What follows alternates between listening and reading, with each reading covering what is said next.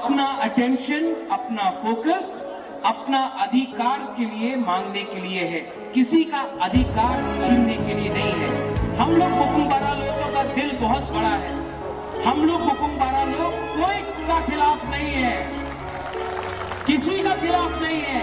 हम लोग सिर्फ अपना अधिकार का डिमांड कर रहे हैं। जो आज से 2 साल पहले एक छोटा सा आंदोलन था, आज अगरतला के बीच में ये आंदोलन किसी के खिलाफ नहीं है।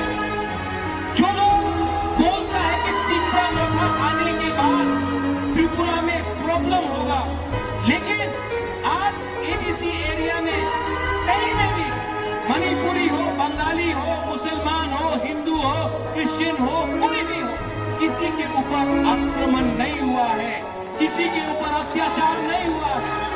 अत्याचार आक्रमण तो अगरतला में होता है, पानी सागर में होता है, मेरठ में होता है। आप एक बार एबीसी में आके देखो, कुछ नहीं हो रहा है। क्यों? क्योंकि हम लोग अपना तिपरासा, अपना हक